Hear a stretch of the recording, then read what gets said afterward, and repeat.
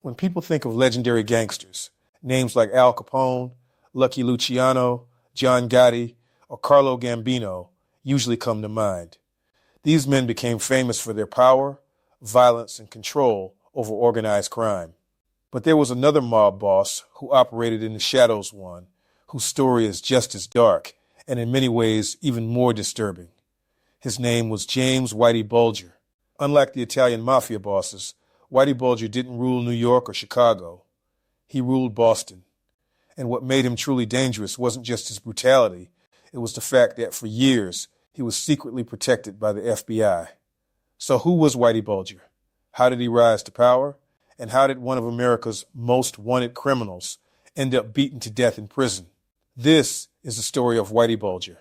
James Joseph Bulger, Jr. was born on September 3rd, 1929, in Dorchester, Massachusetts. He was one of 6 children in a working-class Irish-American family. His father worked as a longshoreman, and the family eventually settled into public housing in South Boston, an area known for poverty, crime, and tight-knit Irish communities. From a young age, Whitey showed signs of rebellion. He hated school, resisted authority, and got into trouble constantly. Church didn't interest him. Rules didn't apply to him. While other kids tried to stay out of trouble, Whitey ran toward it. As a teenager, he was already committing petty crimes, stealing bicycles, running scams, and even stealing pets just to return them for reward money. By age 14, he had his first arrest. That was only the beginning. Over the next several years, Whitey racked up charges for theft, assault, forgery, and armed robbery. Eventually, he spent 5 years in a juvenile reformatory, where violence and survival instincts became second nature.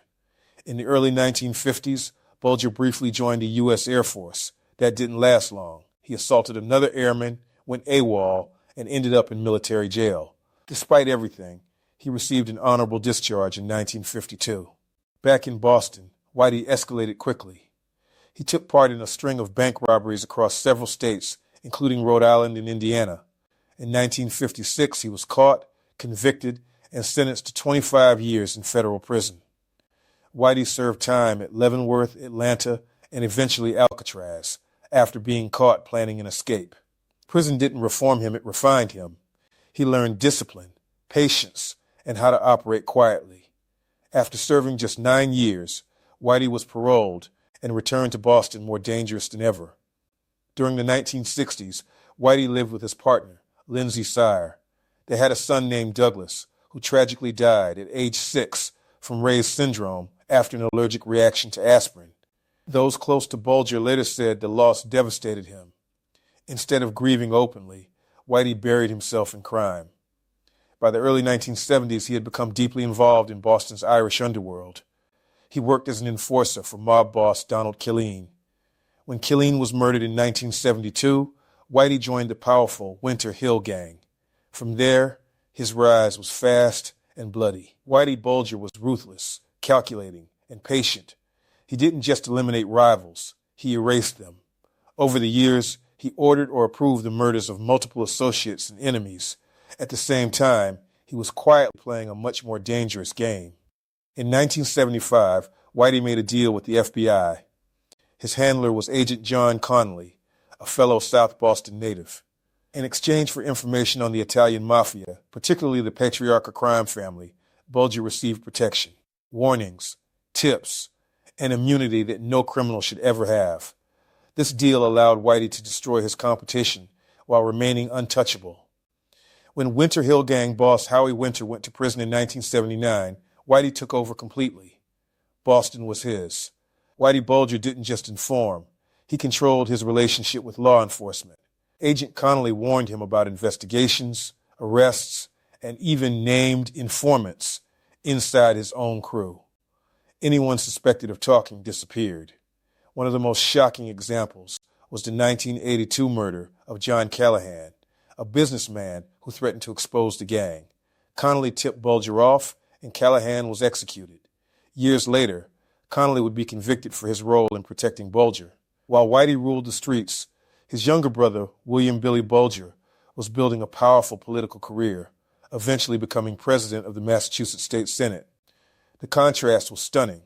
one brother a respected politician, the other a violent crime boss. In 1995, Whitey was finally indicted on racketeering, extortion, and murder charges. Connolly warned him in advance. Whitey vanished. For 16 years, he lived as a fugitive, moving quietly across the country. He eventually settled in Santa Monica, California, living under an alias with his girlfriend, Catherine Gregg. To neighbors, he was just a quiet elderly man. Behind the walls of his apartment, police would later find over $800,000 in cash, dozens of weapons, and fake IDs hidden throughout the unit. In 2011, a tip led the FBI to Whitey's apartment. Agents lured him to the garage under the excuse of a broken lock. When surrounded, he finally admitted the truth. "You know who I am. I'm Whitey Bulger." He was 81 years old. In 2013, after a lengthy trial, Whitey Bulger was convicted on 31 charges, including involvement in 11 murders. He was sentenced to 2 life sentences plus 5 years. The judge described his crimes as almost unfathomable. In 2018, Whitey Bulger was transferred to a federal prison in West Virginia. Almost immediately, inmates recognized him as a snitch. Less than 24 hours later, he was found beaten to death. The men responsible were connected to organized crime, some of them serving life sentences because of information Bulger had provided years earlier. In the end, Whitey Bulger died the same way many of his victims did, violently, without protection, and without mercy. Whitey Bulger remains one of the most infamous criminals in American history, not just because of his crimes, but because of how long he got away with them. His story exposed corruption at the highest levels of law enforcement and showed what happens when power, ego, and betrayal collide. Movies like Black Mass keep his legend alive, but behind the film and headlines lies a darker truth. Whitey Bulger wasn't a folk hero. He was a criminal who survived by manipulation, violence, and betrayal until the system he exploited finally turned on him. Whitey Bulger's conviction and death did not end his story. In many ways, it only opened a much larger conversation, one about corruption, betrayal, and how deeply organized crime had embedded itself into American institutions. After Bulger's arrest, attention quickly shifted from him to the people who helped keep him free for decades. The FBI, once seen as the heroes of this story, suddenly found itself under intense scrutiny. How could a man responsible for so much violence operate openly for so long? The answer was uncomfortable. Investigations revealed that Whitey Bulger was not just an informant. He was protected, prioritized, and shielded. Evidence showed that FBI agents had repeatedly ignored crimes committed by Bulger while aggressively targeting his rivals. This imbalance allowed him to consolidate power, eliminate competition, and rule Boston's underworld with near total control. Former FBI agent John Connolly became the symbol of this failure. Once celebrated for his work against the Italian Mafia, Connolly was exposed as a corrupt officer who crossed every ethical line imaginable. His conviction sent shockwaves through federal law enforcement and permanently damaged the FBI's reputation in Boston's complicated relationship with Whitey. In Boston, reactions to Whitey Bulger were deeply divided. To many, he was a monster, a violent killer who destroyed families and ruled through fear. But to others, especially in South Boston, his image was more complicated. Some viewed him as a twisted local legend, a man who stood up to the Italian Mafia and protected Irish neighborhoods. This myth persisted, despite overwhelming evidence of his brutality. Families of Bulger's victims spoke openly about the damage he caused. Many had waited decades for justice. Some never recovered the bodies of their loved ones. For them, Bulger's death in prison felt less like closure and more like a reminder of how long the system had failed them. Whitey Bulger's story is often romanticized in movies and documentaries. He's portrayed as clever, strategic, even charismatic. But behind that image was a man who ruled through intimidation, paranoia, and extreme violence. Those closest to him described a man who trusted no one. He constantly tested loyalty. He punished perceived betrayal with death.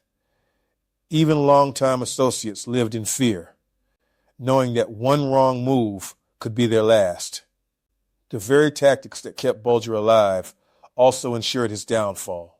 His reliance on informants, secrets, and manipulation made him powerful, but also isolated. When his protection vanished, there was no one left to save him. Whitey Bulger's life is more than a crime story. It's a warning. It shows what happens when criminals gain influence inside institutions meant to stop them. It shows how loyalty, when mixed with power and ego, can rot from the inside. And it shows how long injustice can survive when fear keeps people silent. Bulger didn't just exploit the system, he became part of it. And when that system finally rejected him, it did so without mercy. Whitey Bulger once said that if he could choose his epitaph, it would read, "I'd rather be in Alcatraz." It was meant as a statement of toughness, of survival. But the irony is hard to ignore. After surviving Alcatraz, rival gangs, decades of crime, and years on the run, Whitey Bulger's life ended in a prison cell beaten by inmates who viewed him as the ultimate betrayal, a snitch for a man who built his reputation on loyalty and control. That ending was fitting. Whitey Bulger will always be remembered as one of America's most infamous criminals, not because he was the most powerful, but because he exposed how fragile the line between law and crime can be. His story forces us to ask uncomfortable questions. How many others were protected? How many crimes went unanswered? And how many people paid the price while the truth stayed buried? These questions don't die with Whitey Bulger. They remain part of his legacy. If you found this story powerful, hit the like button to support the channel. Leave a comment below and let me know your thoughts. Do you think Whitey Bulger was more dangerous as a criminal or as an FBI informant? And for more deep dives into the darkest stories from the criminal underworld, watch the video below for more true crime content. If you enjoyed this deep dive into the rise and fall of Whitey Bulger, hit the like button and leave a comment below with your thoughts. And if you want more true crime stories like this, watch the video below for another shocking chapter from the criminal underworld.